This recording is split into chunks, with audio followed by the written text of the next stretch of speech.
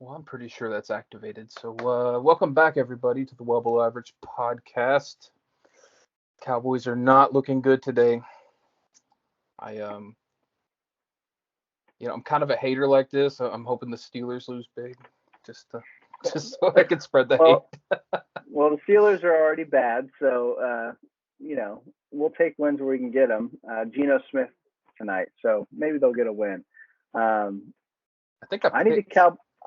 I'm rooting for the Cowboys too here. I got them they're covering the 4.5 spread, and they're the third of my three-team parlay. Everybody, the Packers covered, the Jaguars won outright, and the Cowboys are not holding up their end of the bargain here. So we're all in No, the same boat. yeah, and they did not. I mean, Connor Williams had a lot of penalties throughout, but um, before we get too much into it, I just want to ask people, hey, listeners, we do get a handful, pretty good, solid amount. Subscribe to our channel. We're doing a giveaway at 500. So before you tune us out, yeah, subscribe. Just hit the little subscribe button in this area. Maybe it's under Nick. I don't know how. Yeah, it's on the screen. Hits, yeah, hit sub, YouTube. Help us out. Possibly win T-shirt, bag of coffee, $25 gift card from Miss Beardworks. I'm stripping my hat because it is disgusting, so I didn't wear it today. Hold on, your what? My hat, my Ish Beardworks hat Oh, sorry. that I always wear. What'd you think I said? Well, I heard strip, and early on in this show's days, nudity was a topic of conversation, but it's a family show now. It's a family show, or I just haven't found any good nudity topics. Whatever comes first. Right. We got an exciting show. We have Michael Gruber from formerly of the Ticket, currently I don't even know what his title technically is. Works for the Texas Rangers. He's the heir apparent to Chuck Morgan. Does all the in-game sound, music. Yeah, music, all that. And then he used to do for the Stars as well. Yes. And now for the Rangers. Yeah. Never met him. I hear nothing but fantastic things. So excited. Been chatting with him a lot this week. So real excited to have him on here. Also, before we get to Grubes, we talked the other day. We're going to have a couple of pieces of content throughout the week to kind of amend to this. Nick, you were going to do, I don't know what you're going to title it, a nice little spread show for us. Yeah, I think I'll probably just call it the well below average picks of the week. Do 3 or 4, 5 picks on the NFL slate sometime midweek. Definitely by Thursday for the Thursday night game if that's one of them. But yeah, we'll start that this week and be looking out for it. And yes. I am not a professional, so don't take my advice. I think I have to say that. But yeah, we'll start that this week. Yes, we're going to get picks, but don't use them, whatever you do. Entertainment purpose only. What is it? Tucker Carlson, the Fox News guy, was legally declared entertainment and not news. Right. We don't need the legalities. That's what we are. And I will be doing a weekly, probably earlier in the week, a entertainment, pop culture, probably well below average entertainment minute, something like that. We have to stay on brand here. Yes. We're well below average in our content and our naming of segment abilities. Yeah, there we go. So great show. We got that. We got some news, a few news shows of worth, I believe, mostly pop culture. Yeah, got that coming up. I got a little debate, and we got some sports, as always, we'll wrap up on. But let's go ahead and get to our intro, and then when we come back, we will have Michael Gruber from the Texas Rangers.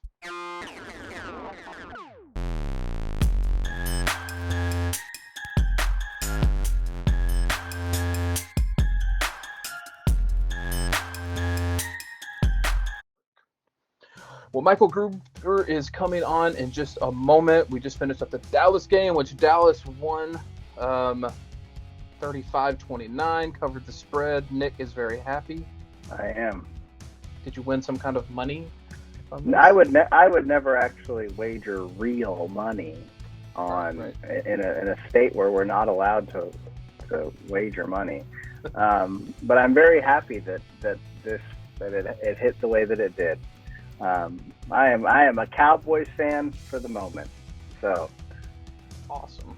Well, we got again Steelers game coming up. I think they're perfectly capable of beating Geno Smith and the Seahawks at home.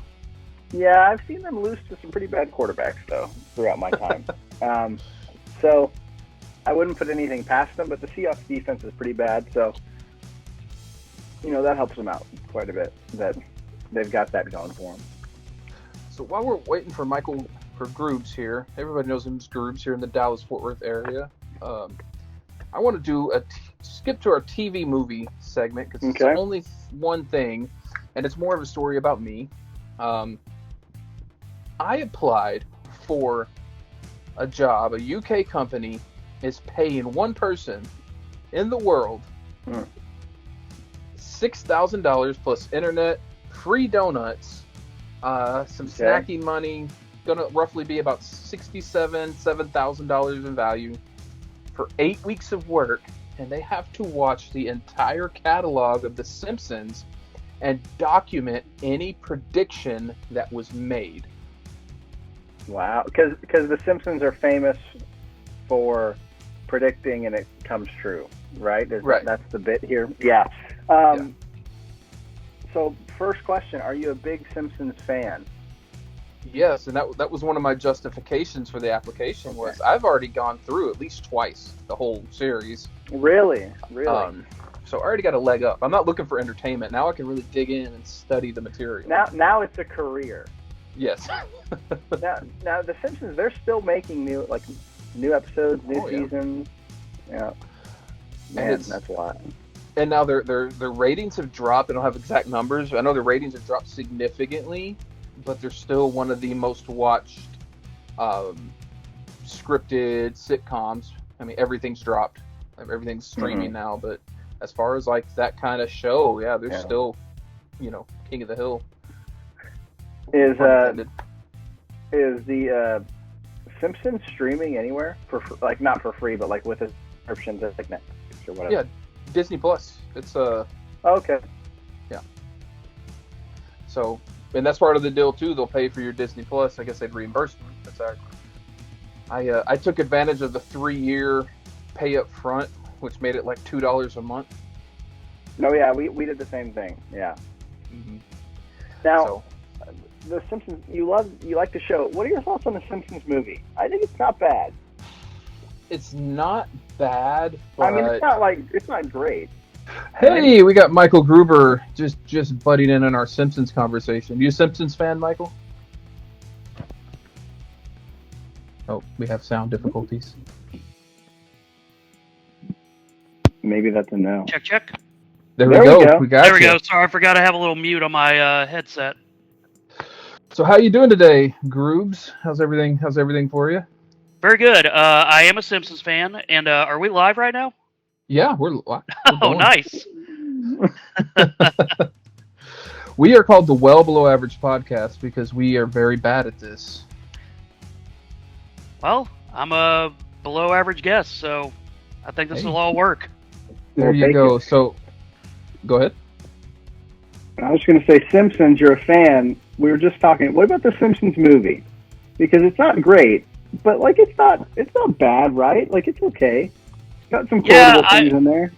I remember liking it. It's got Spider Pig and a couple other jokes like that, like any Simpsons episode. Like, I think it's always tough to make something that's been like a TV show, and especially running that long, into a full-on movie. Like, as a more recent example, like I love Impractical Jokers, and they tried to make that into a movie, and they're great when they're kind of improvising in public, but then them having to act and put together a plot of some kind, it's really tough to pull off. So, I think The Simpsons makes more sense as a TV show, but there's still enough funny moments. It's still The Simpsons to be a good movie, or watchable at least.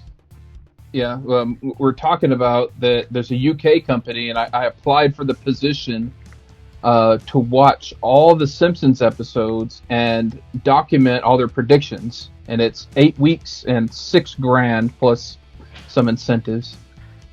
My God. Would you do it? Would I? Yeah. Sure. I'll send you the application link. Yeah, I've got so much money. Yes. Do you mean radio doesn't make you rich? Oddly enough, no. Oh, that's they don't tell you that up front. Yeah, they really don't. They lure you in with dozens of dollars. That's the truth. That's the truth. Well, we have Michael Grubes here. Gruber, sorry. Shoopy Pumpkins, as he is known on the Twitterverse. Joining us formerly of 1310 The Ticket. Still pops on from now and again, and does music and party time sounds for the Texas Rangers. I got your resume right. I'd say that's pretty accurate. All right. What do you do in the off season? Just beg for change, or I mean? Sometimes. But no. The nice thing is, like, I've been working for Bally Sports Southwest for the last 9 years as an audio guy, essentially as a board op. But they actually like give me money for doing it. Oh. Nice. So that's been kind of my like year-round / off-season thing. Like when I was with the Stars, it was mostly an off-season thing, and the Rangers is kind of like every other week thing at Bally Sports Southwest, where I would switch between either Rangers homestand or Bally Studios. But it's all been pretty fun. I bet. It seems like a good gig. Now, how hard is it for what you do with the Rangers? How hard is it to go through a whole season like this last season, like last couple of seasons, really? It's definitely an adjustment because, you know, doing hockey over the last 7 seasons, it feels a little bit like a sprint, even though it's about the same time frame in terms of months. You know, a hockey season runs about 6 months, but it's 40 games. With baseball, it's 80. So, you know, I did the music for the Frisco Rough Riders for a season back in 2019, so I got a little bit of a taste of doing a full baseball season, but this season that just happened with the Rangers was my first full, and it's definitely, you know, it's an interesting thing, you know, when you got 6 to 10 games in a row and trying to, you know, keep every game different, and, you know, because you don't want a season ticket holder or someone to come in and be like, oh, they just played the same music last time. What am I paying this money for? And of course, they're coming to the game for more reasons than the music, but you get the point, where you don't want it to feel like the same thing from the game presentation side. Yeah. So I have to ask. I'm a former radio guy. Used to do radio, board ops a lot, and it is. God bless you. It's something that I don't think no one really understands, like what it entails until they've done it. But how, like, when you transition to audio world, especially, you know, then I'm assuming back then Fox Sports Southwest, now Bally Sports Southwest. Is it different? Is it the exact same? Is it like, man, this is the only difference, or the only similarity, I should say, is knobs and buttons, and I had to learn a bunch, or just the radio person in me has to know this? Yeah, it's the principles overall are the same. You know, as one of my trainees told me, you know, it's basically like running a radio board, except you got pictures too. You know, the principles are the same. You bring up microphones, or you're playing music, or you're playing audio, you know, from a press conference or whatever. But for whatever reason, TV and radio and then game presentation too all seem to insist on having slightly different terms for the same thing. So, you know, it's once I was able to figure out, okay, this means this in TV versus what I learned about in radio, like, you know, what an actuality is a soundbite in radio, but a SOT, sound on tape, is what they call it in TV. Just these little things like that where, you know, I have to get used to what the director is telling me too, because that's another thing is TV, you have a director telling you, you know, kind of leading you in what we're doing, whereas as a board op, you're mostly kind of running the show yourself. You're obviously following along with where the hosts are taking the conversation, but you're the one you know, throwing it to the breaks or playing the breaks and all that. So it's different, but it's not. Um, so I was thinking, you're talking about the music, and so what kind of bits can you get away with at like a Stars game and Rangers game? Do you have much leeway when you're playing music, or can you kind of go in and like do the whole like Lion King soundtrack one day? Um, so with like working the Stars games, there was definitely more room for bits. I think partly because it's a hockey team in Dallas, Texas, which feels kind of absurd in its own way. Like now, the Stars have been in Dallas for 25 years, so there's a full generation that's just used to having hockey here. But previous generations or older people, it's almost like there's still a little bit of an adjustment period of, oh, we do have hockey here, and what is this sport all about? And so, trying to differentiate from the other sports and, highlight the uniqueness and that being a reason why to attend a game. We can do something like a few years ago, playing all Nickelback songs for the entire second period and driving people crazy, and then putting up a poll, asking what band do you never want to hear again, and all three choices are Nickelback, and percentages add up to 190% and stuff like that. And you can play drops and stuff. In my experience with doing the Stars and Mavericks, both of them have used drops from the ticket or TV shows or whatever. With baseball, it's still a little more traditional. Like, we don't really play drops at Rangers games like we did with the Rough Riders, or the Rough Riders still do, because some minor leagues you can kind of get away with a little bit more. But with MLB, it's, like trying to bring in new fans, but also keep a little bit of the traditional feel because it's an old time type game. So I think that hopefully answered your question. Was this the goal for you? Like, or when did this turn into the goal? Like Rangers specifically, because that's a big deal, big production, like new stadium. Obviously, like that's. I mean, you're up there as far as like, okay, we're doing a lot of different things here. When did it become the goal for you, or did it ever? In some ways, working for the Rangers was always a goal, except I always wanted to be like the next Pudge Rodriguez, and that flamed out pretty quickly. But always had a love for baseball. That's been my favorite sport for the longest time, and I'm from DFW. I'm never left, so always been a Rangers fan, and therefore always loved what Chuck Morgan has brought to Texas Rangers games. He's obviously still the PA voice, but up until I took over the music last year, he was playing the music and running the mixing board at games, and he's still involved in about 100 other things on the production side, but I've at least been able to take over the music. But I can't really say that it was ever fully a dream or a plan, I guess, to get into playing music at sporting events, but I'm really happy to have fallen into it. Like, my goal, honestly, was to do what I was doing at the ticket, was to play drops for the Hardline, the afternoon show, and I got to do that for 6 years. I was at the ticket for a total of 10, and I never wanted to do anything but that, but unfortunately the realities of life, you eventually have to either pay rent or, start cutting costs that I didn't know how to do. And,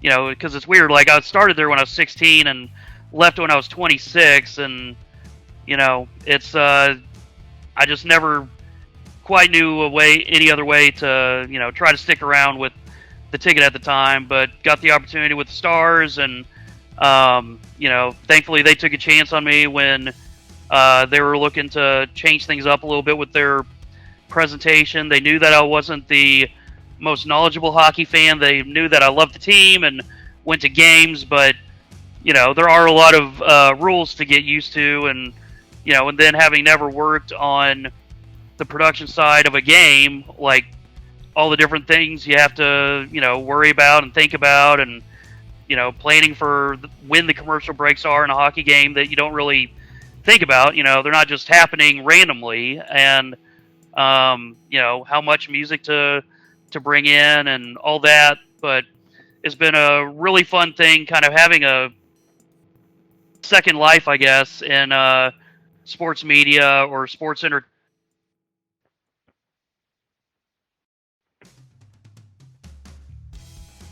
Oh no. I know. That's not good. I wonder how long he'll stay there.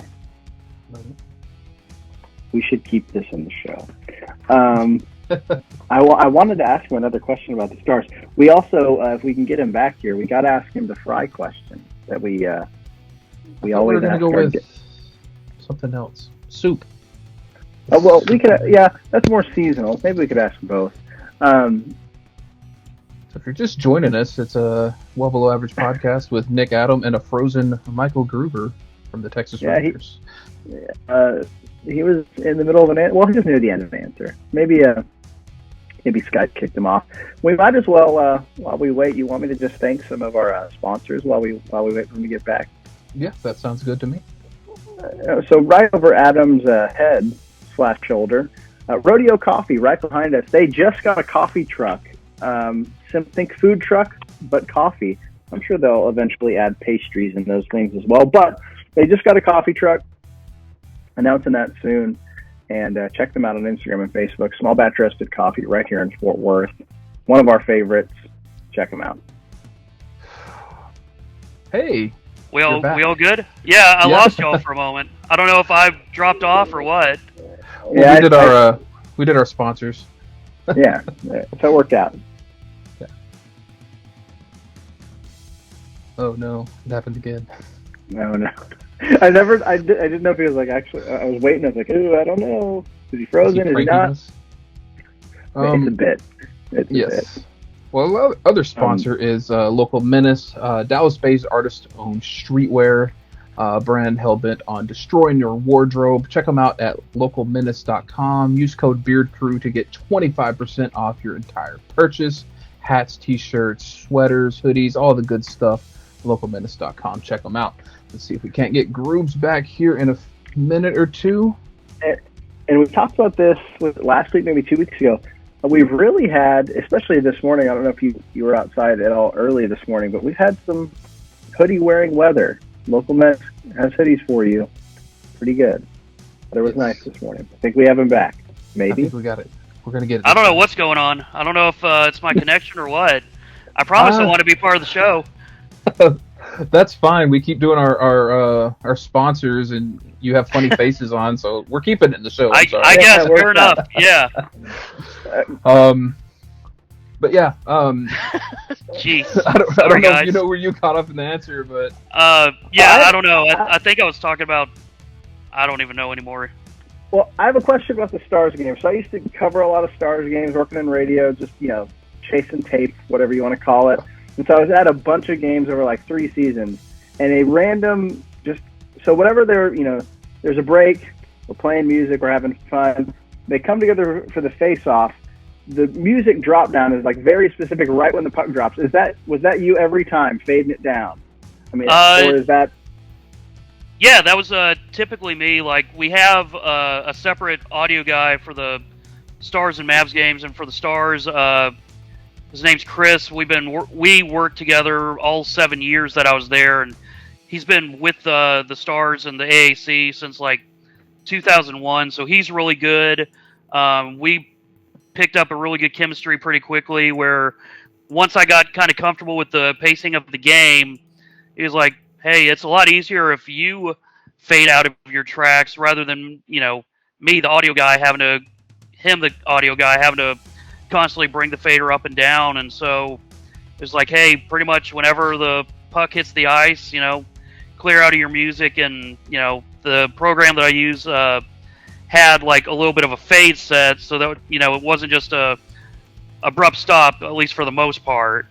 So it's kind of the same thing I've got with the Rangers, where supposed to get out like before about the time when the pitcher toes the rubber is when you are supposed to stop playing your organ prompts or whatever music tracks. So I've just kind of always been able to time that myself, just I think from being a board operator before, and with Bally and all that, where I'm just kind of used to being my own mixer, at games that I work.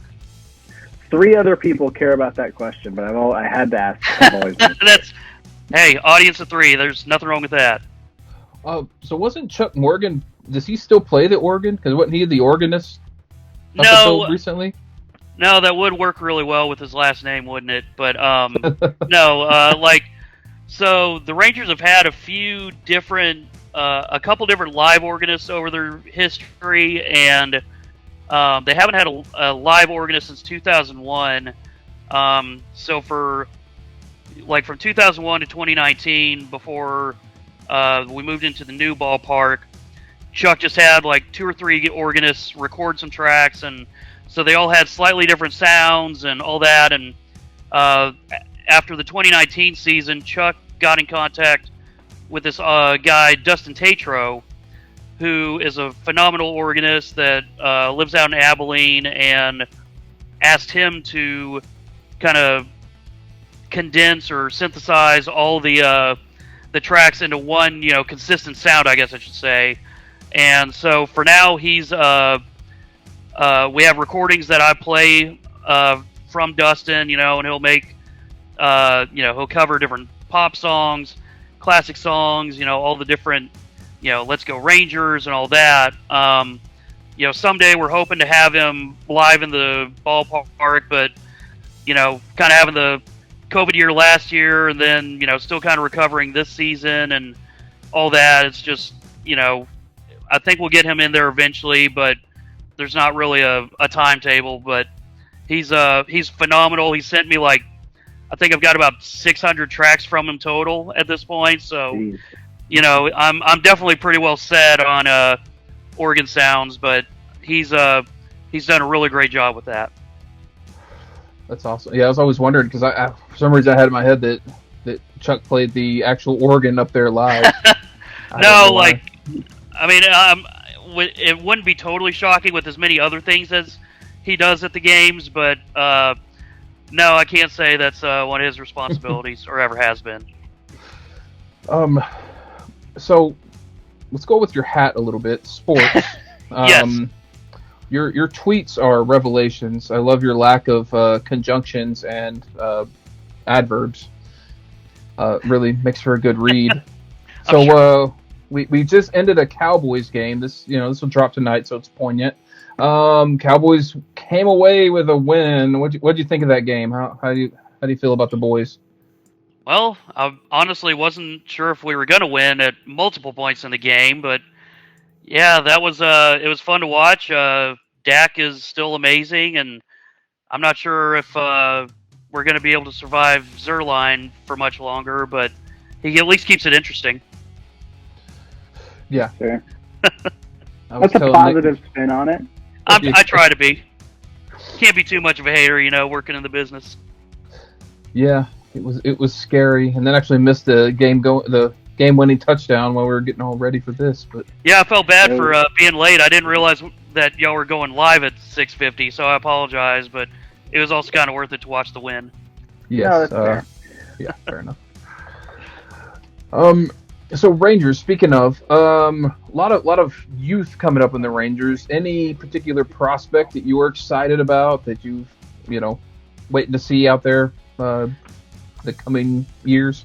Yeah, I feel like Josh Young is probably the kind of obvious one. He's probably the next man up, I guess, in our prospects list. But Cole Winn on the pitching side, I think he'll hopefully be up sometime next season, and then Jack Leiter the year after. And we're kind of, I think the year was interesting that we just had, where it was a lot of guys that aren't necessarily rookie age, but rookie eligible, just because they've kind of gotten screwed over, the last year or so with, complete lack of a minor league system for a lot of the guys. And so it's like you could kind of be viewed as a year younger than they actually are.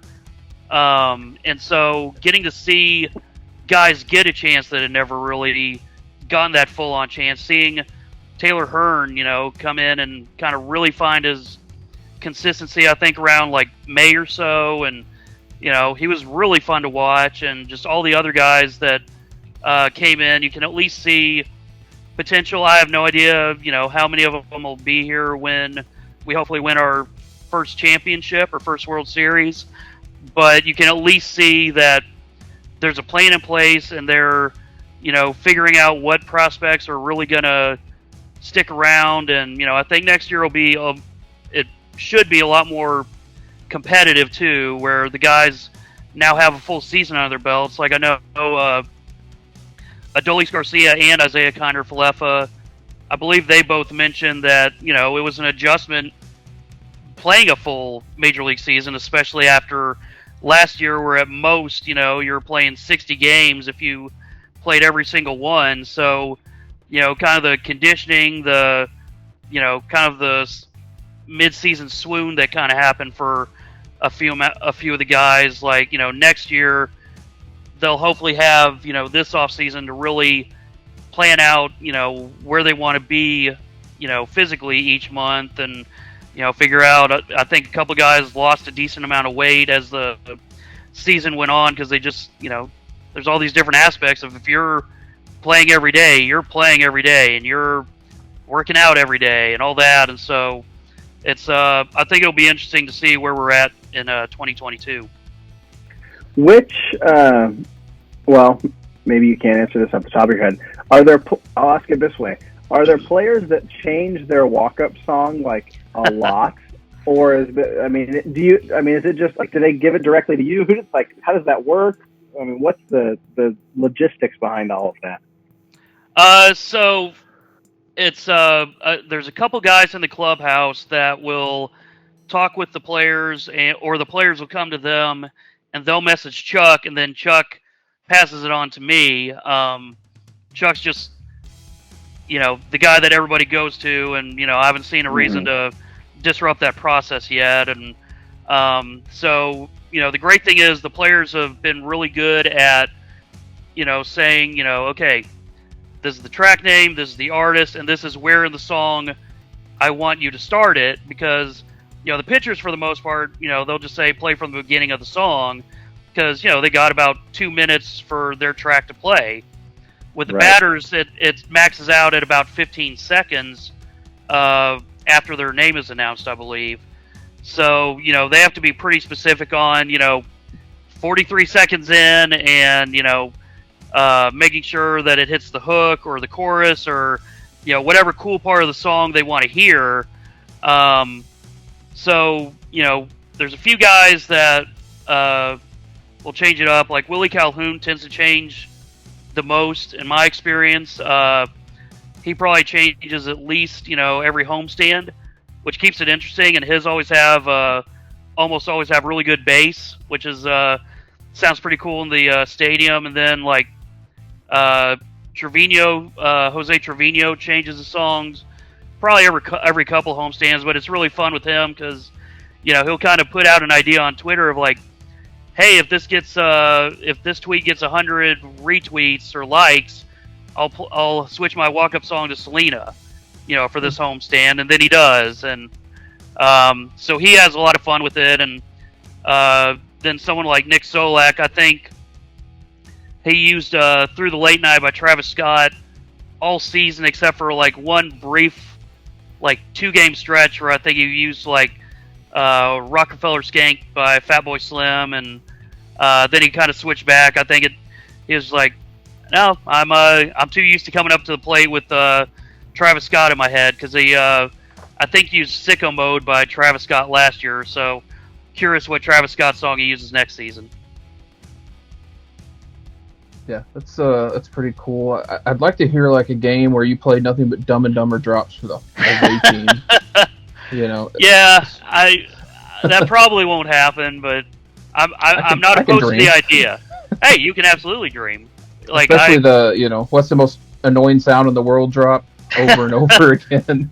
I'm pretty sure I did play that once at a Stars game, and I was pretty quickly told, yeah, let's maybe not do that, because everyone got really annoyed with it really quick. Oh, man. That would have been my favorite game ever. Well, we don't want to keep you too long, but we have a couple of very pointed, serious questions we ask every guest. I'm going to let Nick take the first one, and I'll take the second one. Yeah, we've asked the likes of Jeff Skin Wade, Bob Sturm, our friend Shippy, your friend Shippy. They've all been asked this question. We take it very seriously, and it's up to you how you want to answer it. We're not going to push you any direction. But the first one is this: what is the best type of French fry, or your favorite type of French fry, however you like to interpret it? Man, that's a strong question. I'd say I feel like Popeyes are pretty high up on the list. You're choosing the restaurant first, so you can. We've had people I'm say, sorry. No, it's up to you. It's just it's interesting. Yeah, I'm not a skinny guy, so I tend to go with the ones that have the most seasoning. So yeah, the battered seasoned fries. So something along the lines of a Popeyes or curly fries from Jack in the Box, and solid. Yeah, McDonald's if they're piping hot, like just made. Otherwise, they're still good, but there's nothing like the right out of the basket. Absolutely. So you like the seasoned fry. How do you feel about the Taco Bell nacho fry? Man, I actually I had the Taco Bell fries. When they came out like a year ago, they're very impressive. And I will say, I actually had Taco Bell yesterday. They didn't have the fries, but I got the seasoned potatoes. Oh my! Solid. Those really? they are very, very, very good. Like, I ate way too many of them, and I didn't feel great yesterday. We got Taco Bell a few weeks ago. My wife asked me to get the seasoned potatoes. I forgot, so that wasn't great on my part. So I'm glad you're still together. Yeah, for now. We'll see. Yeah. Well, Nick is actually confined to that room that's completely white walled, no decorations. Yeah, that's where he's been. At least you have exits. This has been sealed off. Yeah. Right. So the next question, and this is a question, an ongoing debate here on our podcast, and so we need more information to data gathering, is as we get turn into fall, getting cooler weather, soup, is that a meal?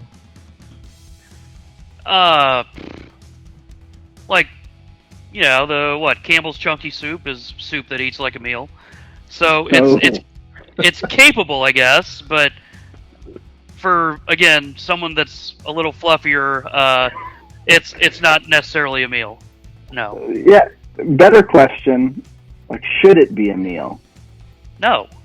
Thank you. Exactly. It should not. Soup if you're doing if you're doing grilled cheese with tomato soup, but then that's not just soup. But that is a heck of a combination. So if I was come over for dinner and I served you soup, you'd be disappointed.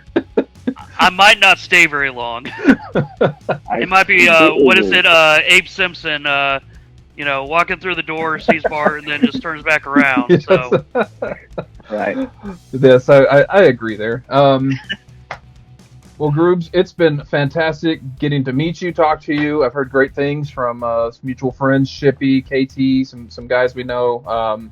Awesome to have you on. I hope we can get you on again someday. That's all I have for you. Nick, do you have anything? No, appreciate it, and we'll look forward to the next Ranger season and try to get some insights on more walkout songs. Yeah, I'll let you know. And man, this was really fun. Sorry about my internet connection earlier, but I'm glad that y'all didn't just give up, and you were able to productively use the time to sell some sponsorships, which is always good. There you go. Yeah, have to do that. But that's what it's all about. Yeah. Well, thank you very much, and we'll catch you on down the road. Bye. All right. See ya. There he goes. The great Michael Gruber of the Rangers, formerly Stars, formerly the Ticket, all over Twitter as well. So the soup answer, he agreed with me there. Although he did seem like he's a soup fan, just not as a meal. I'm not a soup fan really at all for the most part. But, and I don't want to get too into it, but how do you feel about soup like lunch versus dinner? Like, is okay, we got soup for lunch. Is that more acceptable? Yeah, no, I still don't really like it. Now, if I'm having like a soup and a sandwich, it's going to be for lunch. Like, I'm not really going to have that for dinner. Now, if it's like a light soup is like your first course, I'm fine with that. But I'm always going to pick a salad if I have a choice over soup. So, rabbit chasing here. I went to a vegan tasting at a wine house on Wednesday. I don't even know I don't even understand what you're saying right now. It was pretty good. I'm not gonna lie. A friend of mine, Chef Molly G. Guerrero, check her out on Instagram, Chef Molly G. Yeah, invited me to a vegan tasting, and it was pretty neat. Yeah, it was. I don't know. It's like I had some kind of like. I don't want to disrespect her craft by trying to guess what it was, but there was a tostada that was amazing. The best beans I've ever had in my life. So I actually do enjoy vegan food. Spiral Diner in Fort Worth. There's one in Dallas also on Magnolia. Their vegan burgers are very good. It's been a while since I've had one, but yeah, very solid. So I'm not a hater. I'm sure it was phenomenal. It was good. Good day there. Wasn't expecting that. So let's get into our news real quick. I know we got a Steelers game. Let's power through this. First up is Alien Lives Matter. We don't really have to read an article, but I saw this on social media. You tagged the show. We might as well let's explore this. Is Demi Lovato? Is that right? Yes, Demi Lovato, the singer, has come out and says alien is a derogatory term for extraterrestrials, and we need to just cut that out. What are we doing? Like, what are we doing? I could like if she said, you know, that's kind of derogatory. Like, why do we say illegal alien? You know, like these are people. I can understand that. What are we doing here? You know, like I am very sympathetic. I try to be, and I don't want to make anyone feel bad. I don't want to hurt anyone's feelings. However, we aren't even for sure what's out there. And like, I think there's life out there. Now, life, you know, very broad term. What could that mean? I don't know.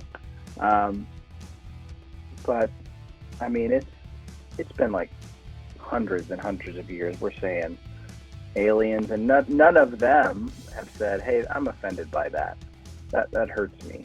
So I don't know. It's just kind of bizarre to me. I mean, the guy behind your shoulder there. If we were hurting his feelings, I think our heads would have, you know, been phased off by now. So.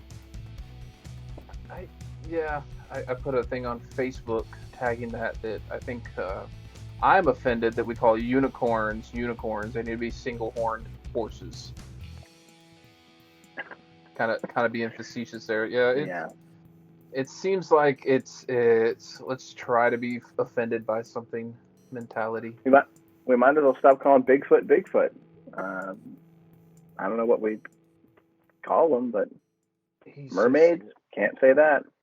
Hairy wood ape, fish leg ladies. I don't know. But Demi Lovato. I mean, I guess she's got a good heart behind it. We'll say that, but I disagree. Yeah, I kind of think it's all fluff for her new. She's got an extraterrestrial show on Peacock, mayety. Haven't tried it. Really? Almost watched it last night just to report in, but I started getting into like the first few minutes, and I was like, it's already a beating. So I didn't do it. Well, eventually you'll watch it and you'll let us know. Yes, you'll report back. Next story. Not really. It's more story, not a story. Dave Chappelle, comedy stand-up, his newest one, The Closer, has quite a bit of controversy. Have you watched it? Want to talk about it? I haven't watched it. I haven't watched it. I'd like to talk about it once we do. I'm not surprised. Like he, is on the line, which is a lot of, quite to be frank, good comedy is on that line. I'm not surprised to hear that, but I like to watch it and then kind of and report back and see what we think. Have you watched it?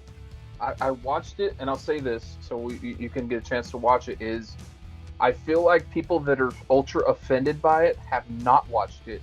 They have taken snippets out of context. It is one I think his better stand-ups, because he very much has an arc, a purpose of what he's talking about when it comes to our social issues. Now, he does use transgender people as kind of the butt of a lot of his jokes, which probably isn't very nice, but he's also a comedian and even says in there, it's art. Interpret it the way you want. I, as the artist, do not mean it the way you think I'm presenting it. So yeah, we'll put a pin in that, and we can talk about it. I'll have to watch it. I've watched the majority, and everything that they put out is on Netflix, so I'll get to that and we'll report back. And then last one, kind of sports, and we can kind of jump into sports right after this. We do have a debate possibly we'll talk about. John Gruden, Oakland Las Vegas Raiders.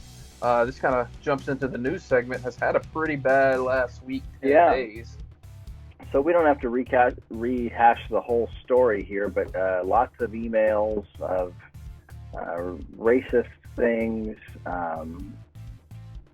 homophobic slurs. I don't know if slurs might be the right word. Anti-gay, all kinds of stuff. And he is no longer the Raiders coach. So, and I don't want, and the Bucs even took him out of their Ring of Honor. And this all happened in 2011, but 10 years ago. Well, the first one, 2011, they have emails all the way up till he started with the Raiders. Oh, okay. So yeah, while he's working at ESPN. So like 2017 is the last email. Okay. Yeah, it's pretty wild. Maybe this is wrong of me to say, like just the perception of Gruden, not that surprised. Like if you had to pick one guy that was kind of a jerk, just based off of how they act, line him up in the NFL, like Gruden would probably be pretty high on the list. So it was pretty crazy how quick it all happened, but that's kind of how you have to react when this stuff comes out. And he'll probably never coach again. Not that he needs the money. He's set for life, but disappointing, absolutely. And the NFL, I don't know if you saw this, the AP put out, like they investigated all the 650,000 emails and nobody else was in trouble, or however you want to put it. If the truth really came out, what would you say? Half the league? Their coaches in hot water to a degree? Something like that? I would say maybe not to that degree, but probably every coach has said something offensive somewhere at some point. Even David Carr said it. If we checked everybody's emails, we're all going to be. Now, I will say, you saw going around on Twitter a certain sect of people like, oh, well, if we read all your emails, you'd get fired. Okay. Probably not. Like, have we all said things we regret? Of course we have. Like, absolutely we have. But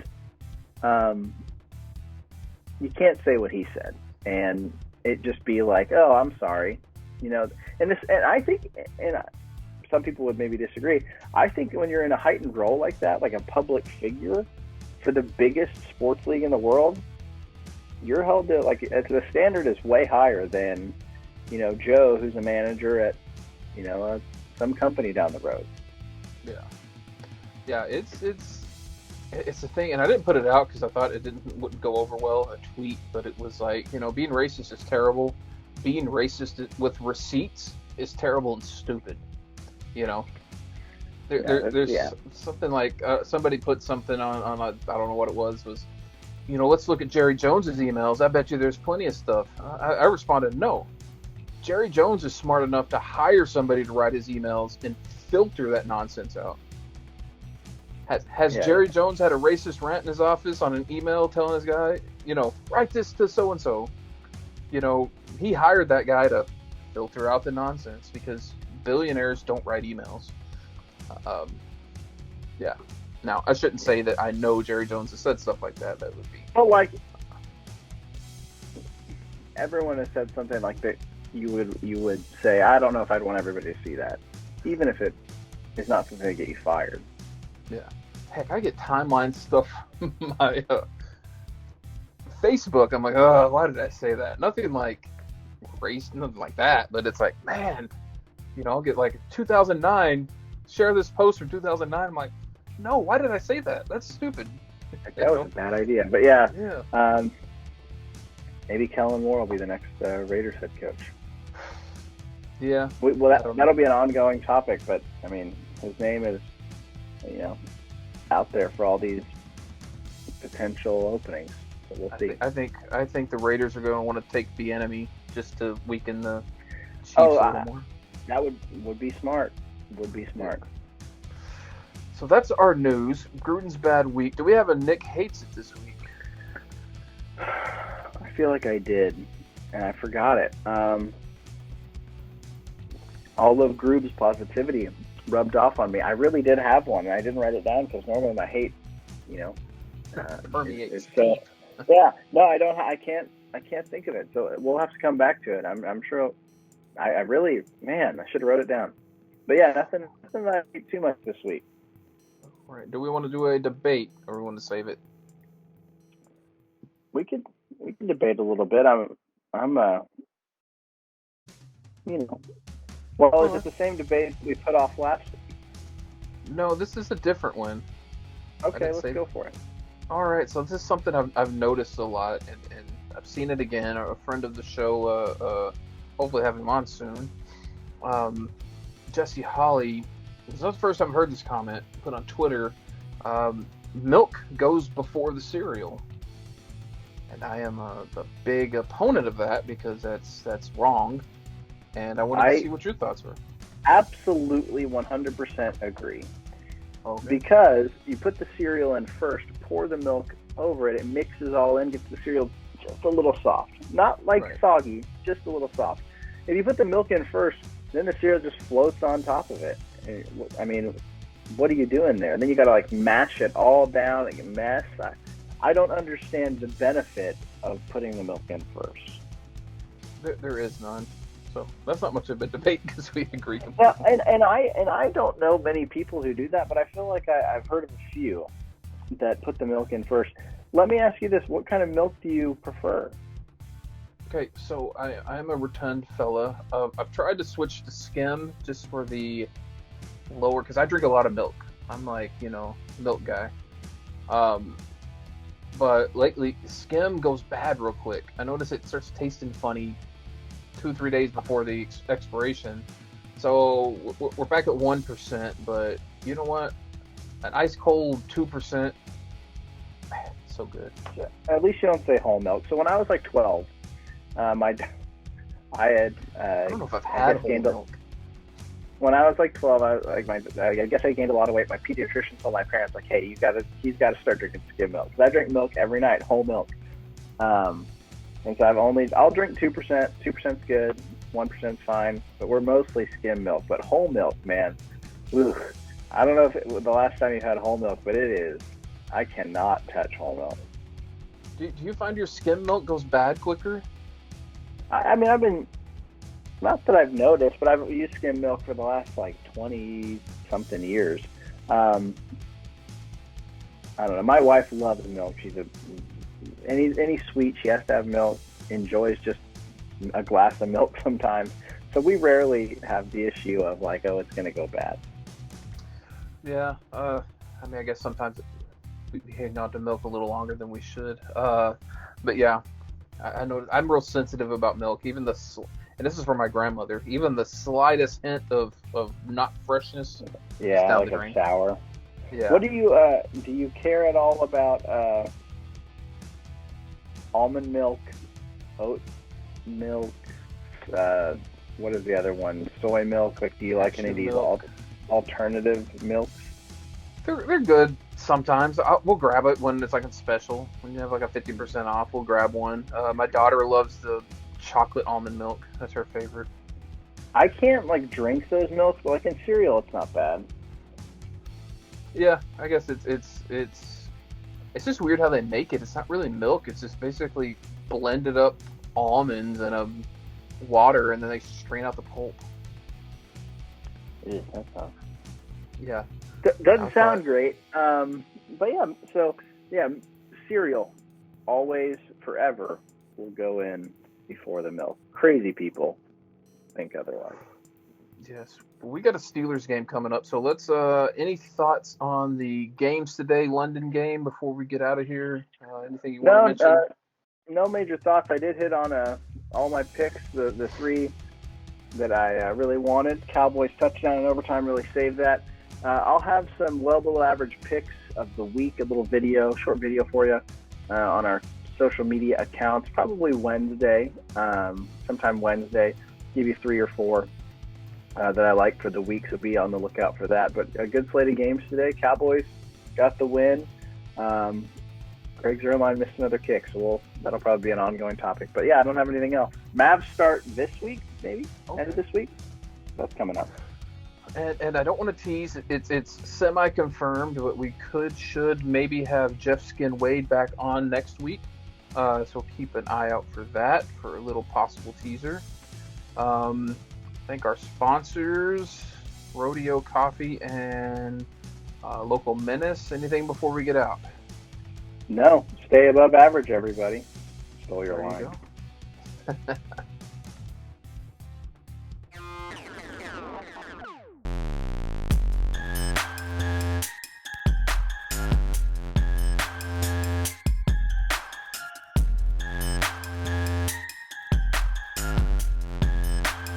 Oh my god, that man is well below average.